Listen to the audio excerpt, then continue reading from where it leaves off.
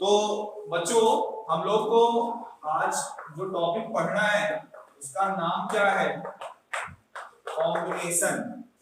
कोई बताएगा कॉम्बिनेशन होता क्या है? What is combination? इससे पहले आप लोग क्या पढ़ चुके हो? परमुटेशन आप लोग बच्चों पढ़ चुके हो। और जहां पर आप लोगों ने परमुटेशन पढ़ा हुआ था, कहीं ना कहीं मैंने थोड़ा सा थ्योरेटिकली कॉम्बिनेशन के बारे में वहां पे आपको समझाया था। तो कोई बताएगा what is the difference between permutation and combination? Compare करके बच्चों पढ़ोगे तो और अच्छा लगेगा, इंटरेस्ट आएगा आपको, और दोनों की मीनिंग भी आपको क्लियर रहेगी कि परमुटेशन ये होता है और कॉम्बिनेशन ये होता है। तो कोई अगर बताना चाहे, चाहे एग्जांपल से या बाय डेफिनेशन, कुछ भी तरीके से कोई भी बताए परमुटेशन और कॉम्बिनेशन में डिफरेंस क्या होता है। हाँ,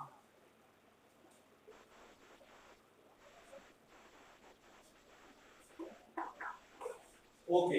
इन्होंने बोला कि परमुटेशन में ऑर्डर जो है वो मैटर नहीं करता, जबकि कॉम्बिनेशन में इंटरनल ऑर्डरिंग भी मैटर करती है। बाकी लोग क्या हर सिर्फ से एग्री करते हो? बताइए।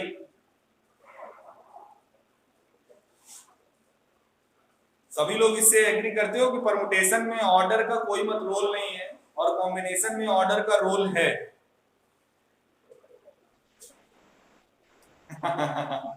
यस, बिल्कुल सही बोला। उल्टा हो गया है, ये उल्टा है। परमुटेशन में ऑर्डरिंग, इंटरनल ऑर्डरिंग होती है बच्चों, और कॉम्बिनेशन में इंटरनल ऑर्डरिंग नहीं ली जाती।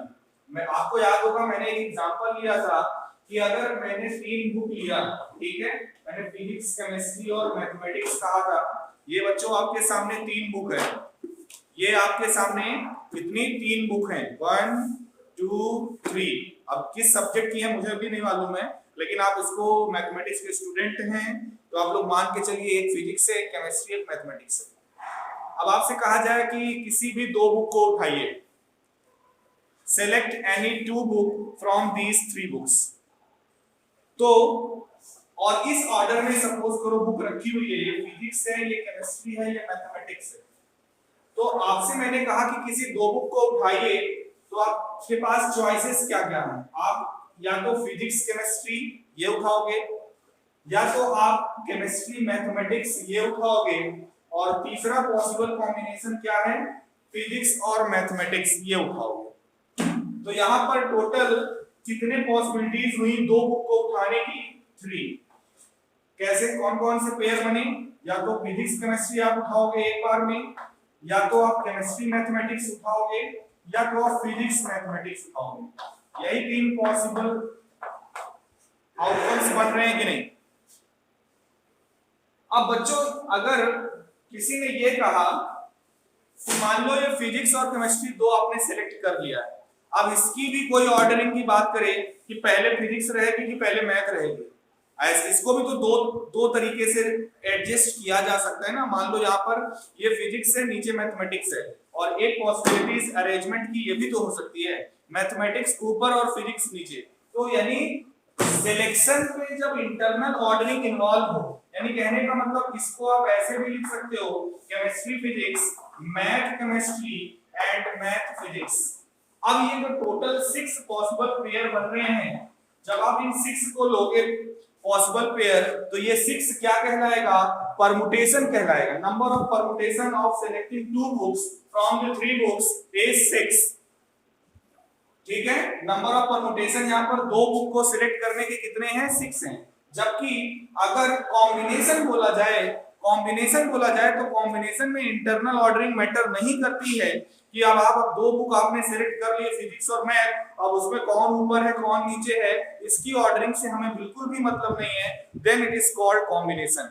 तो इस क्वेश्चन पे, इस एग्जांपल के बेसिस पे पूछा जाए नंबर ऑफ परमुटेशन तो 6 होंगे, बट अगर नंबर ऑफ कॉम्बिनेशन बोला जाए तो नंबर ऑफ कॉम्बिनेशन बेटा कितने होंगे? 3 होंगे। यानी कि ये जो आप बताए थे ये उल्टा था, कॉम्बिनेशन में ऑर्डर मैटर नहीं करता है, इंटरनल ऑर्डरिंग, जबकि परमुटेशन में इंटरनल ऑर्डरिंग भी मैटर करती है ना। ये बताया क्या? ये बेसिक डिफरेंस होता है बच्चों परमुटेशन और कॉम्बिनेशन में। यानी नंबर ऑफ कॉम्बिनेशन हमेशा नंबर ऑफ परमुटेशन से कम होते हैं। नंबर ऑफ कॉम्बिनेशन कभी भी ज्यादा नहीं हो सकता नंबर ऑफ परमुटेशन से, ठीक है। अच्छा, एक और चीज, एक और एग्जांपल हमने लिया था कि आपके घर पे सोफे की जो लॉन्ग चेयर है उस पे बैठने के लिए नॉर्मली कितने लोगों की जगह होती है? 3 लोगों की। और मैंने कहा कि आपके घर पे 3 गेस्ट आए हुए हैं, chief justice of India, prime minister of India and president of India. ये 3 मेहमान आपके घर पे आए हुए हैं।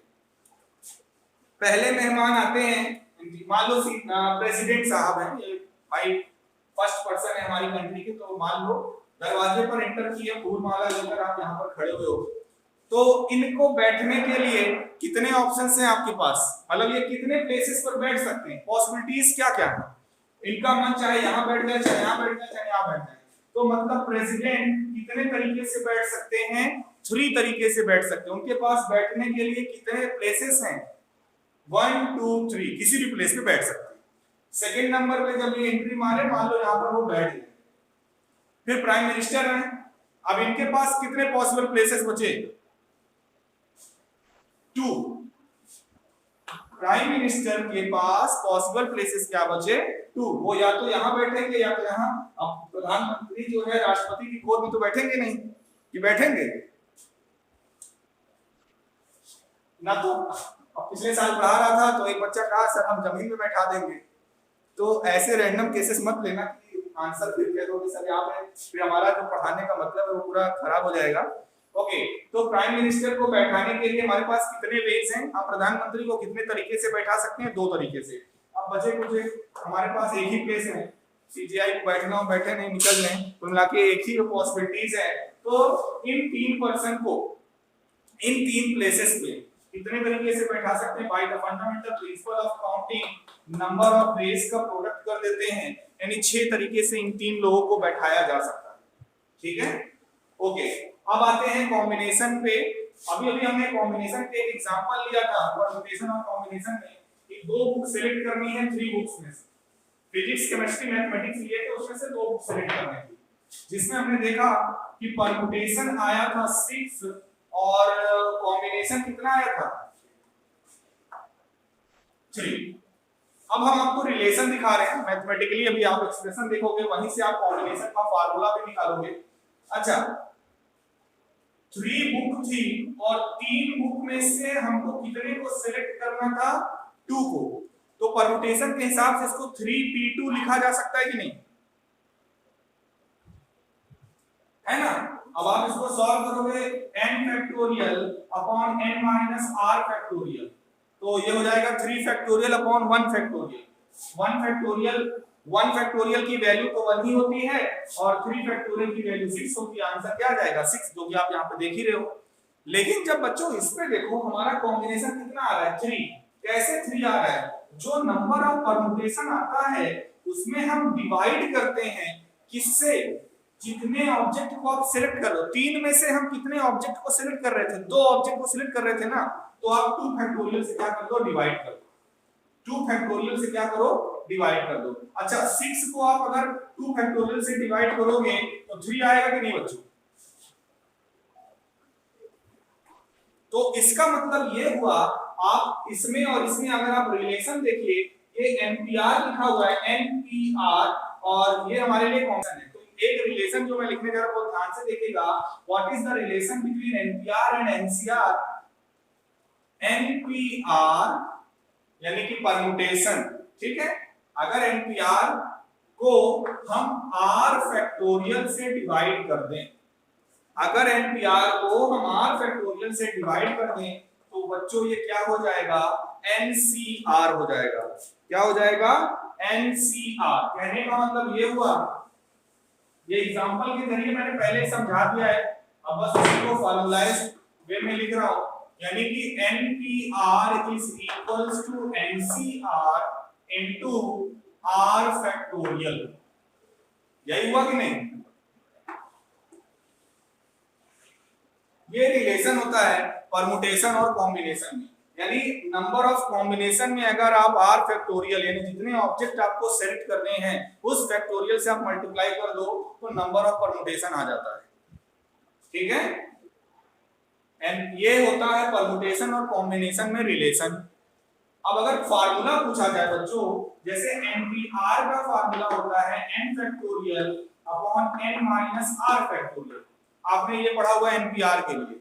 तो यहां से देखिए इस फार्मूले से NCR अगर हमसे पूछा जाए, क्या NCR, तो ये क्या है NPR अपॉन r फैक्टोरियल, और NPR की वैल्यू क्या है n factorial upon n minus r factorial, और इसके भी होल अपॉन में क्या है r फैक्टोरियल। तो ये कुल मिला के यहीं को चला आएगा, ये क्या हो जाएगा r फैक्टोरियल। तो बच्चों ये होता है फार्मूला NCR का, NCR equals to n factorial upon r factorial into n minus r factorial.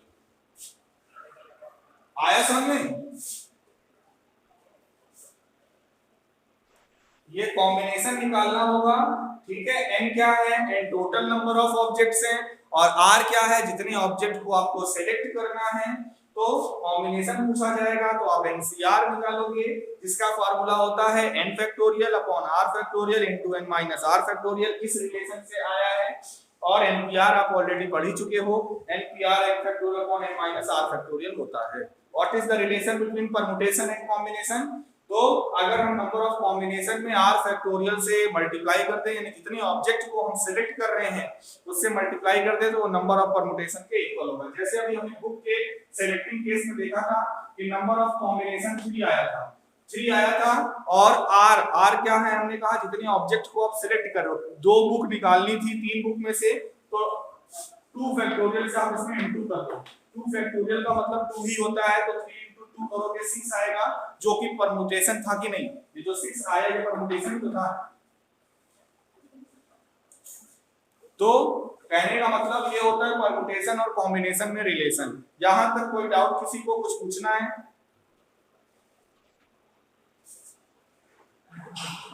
Okay, अब कुछ मैं फार्मूले लिखने जा रहा हूं, उसको आप लोग नोट कर लीजिए, और एक मैं रिलेशन दे रहा हूं प्रूफ करने के लिए, उसको आप बच्चों नोट कर लीजिएगा, वो आपके लिए होमवर्क रहेगा, उसको आपको घर से करना रहेगा, जो रिलेशन मैं दूंगा अभी करने के लिए।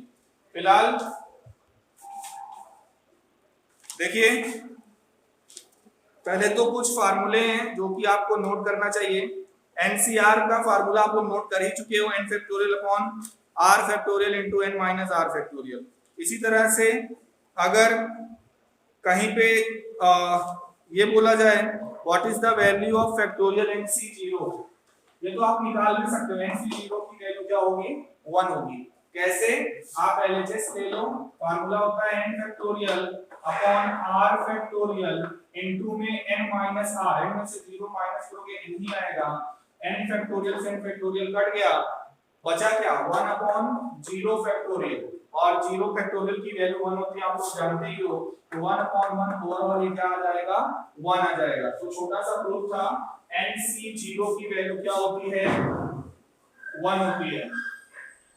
इसी तरह से अगर बोला जाए कि एक रिलेशन है बच्चों, मैं चाह रहा हूं कि इसका प्रूफ आप लोग करिएगा, नहीं आएगा तो हमें बताइएगा, नोट कर लीजिए, ये आप लोगों के लिए होमवर्क है। बोला ये जा रहा है NCA बराबर NCB, क्या है NCA equals to NCB implies that A equals to B or n equals to a plus b, n equals to a plus b। मतलब ये गिवन है आपको कि अगर दो कॉम्बिनेशन जिसमें नंबर ऑफ ऑब्जेक्ट सेम है बट सिलेक्टिंग कितने ऑब्जेक्ट को आप सिलेक्ट कर रहे हो वो डिफरेंट है, अगर NCA और NCB यानी दो कॉम्बिनेशन ऐसे सेम हैं तो A और B आपस में इक्वल होंगे, और n जो होगा, ये जो n है वो इन दोनों के सम के इक्वल होगा। ये बच्चों इसका प्रूफ मेरे को चाहिए, जिसका हो जाएगा मेरे व्हाट्सएप पे भेज देगा, नहीं तो नहीं आएगा तो आप कल हमसे पूछ लीजिएगा। ये आपके लिए फिलहाल आज के लिए होमवर्क है, ठीक है, इसका प्रूफ। ओके, अब हम आगे एक थ्योरम के नाम से यहाँ पे मेंशन है जिसको कि पास्कल्स लॉ भी कहा जाता है। पास्कल्स लॉ भी कहा जाता है बच्चों, इसका प्रूफ हम देने जा रहे हैं। ठीक है, पास्कल्स लॉ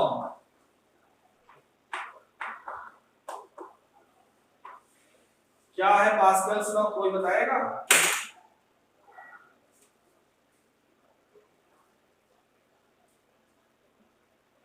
ये है बच्चों NCR plus NCR minus 1 equals to N plus 1 CR। ये है बच्चों पास्कल्स लॉ, ये हमें प्रूफ करना है। इसका LHS चलिए कंसीडर कर लेते हैं। इसका LHS देखिए कंसीडर कर रहे हैं। LHS क्या है? NCR plus NCR minus 1। Open करिए इसको, NCR का फार्मूला लगाइए, ओपन करिए, देखिए क्या आता है। ये आएगा n factorial upon r factorial into में n minus r factorial plus, अब इसको ओपन करिए, n factorial upon r factorial, और r की जगह पे r माइनस 1 है तो n r माइनस 1 फैक्टोरियल। फिर क्या होता है? n माइनस r, तो ये हो जाएगा n माइनस r और ये माइनस माइनस प्लस 1 फैक्टोरियल। यहां तक समझ में आया?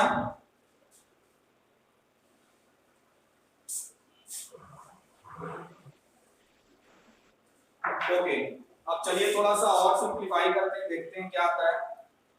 ये हो जाएगा n फैक्टोरियल अपॉन, यहां पे देखिए r फैक्टोरियल है, यहां पे r माइनस 1 फैक्टोरियल है।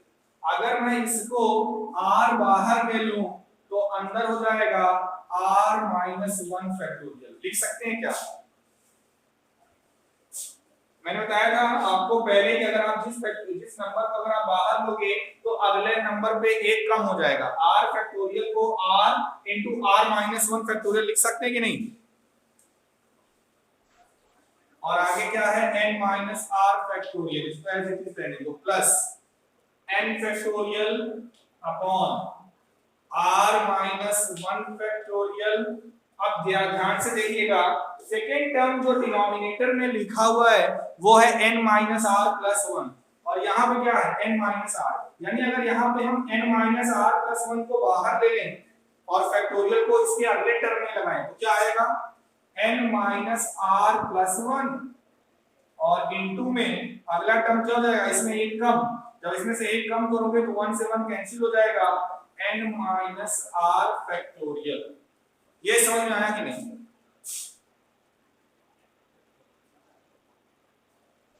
अब इससे बेनिफिट क्या हुआ? ऐसा हमने इसलिए किया ताकि दोनों ही टर्म में कुछ कॉमन मिल जाए। देखिए बहुत सारी चीजें कॉमन मिल रही हैं।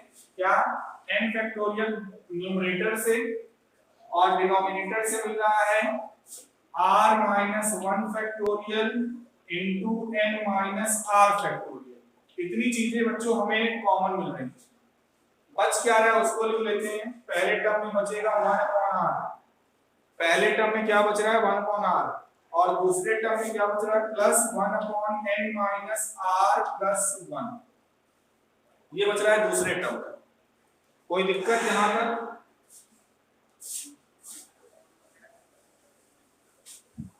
बोलो। चलिए अब जो ब्रैकेट में लिखा हुआ है उसको एलसीएम लेकर थोड़ा सा सॉल्व करते हैं। n factorial upon r minus 1 factorial into n minus r factorial. यहाँ पे बच्चों एलसीएम लेंगे, आएगा क्या? r into n minus r plus 1, इधर n माइनस r प्लस 1 इधर आ जाएगा, प्लस इधर पे r आ जाएगा। अब आगे क्या करेंगे? Minus r plus r cancel, minus r plus r cancel हो गया है। अब जरा इसको अरेंज कर रहे हैं। देखिए ये बचा n प्लस 1, तो मैं लिख रहा हूं ऐसे n प्लस 1 इनटू में n फैक्टोरियल, न्यूमरेटर में बच्चों यही। इसी तरह से यहाँ पे r है, ये r माइनस 1, तो मैं इसको ऐसे लिख रहा हूं r into r minus 1 factorial. यहाँ पे n माइनस r प्लस 1 है और ये क्या है, इनटू में n माइनस r फैक्टोरियल। यहां तक ऐसा लिख सकते हैं, कोई प्रॉब्लम? अब बताइए क्या करेंगे, कोई आइडिया?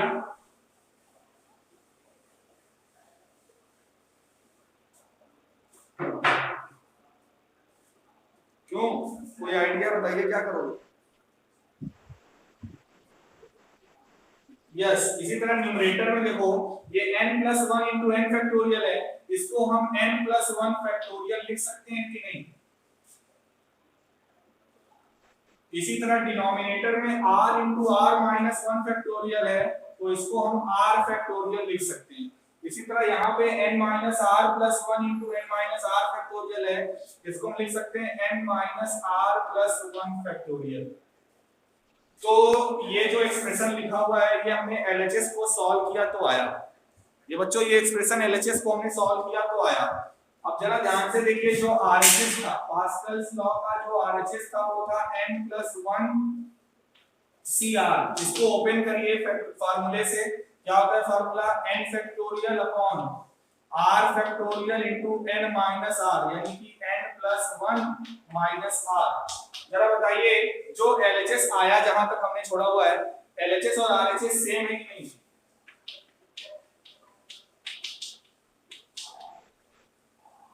यही तो एलएचएस यहां पर हमने छोड़ा था, और आरएचएस में देखिए जैसे आप n+1 cr को ओपन करोगे यही एक्सप्रेशन आएगा। इसी को बच्चों यहाँ पे आपके एनसीईआरटी में थ्योरम नंबर 6 नाम से मेंशन है, और ये पास्कल्स लॉ इसको कहा जाता है। ठीक है, इसका इस रिलेशन को यूज करके कुछ न्यूमेरिकल्स भी आगे चलकर हम लोग सॉल्व करेंगे, इसलिए इसका प्रूफ मैंने करा दिया है। एक प्रूफ इससे पहले जो इंपॉर्टेंट है कि इफ NCA बराबर NCB then A equals to B और A plus B is equals to A, इसको आप लोग करिएगा।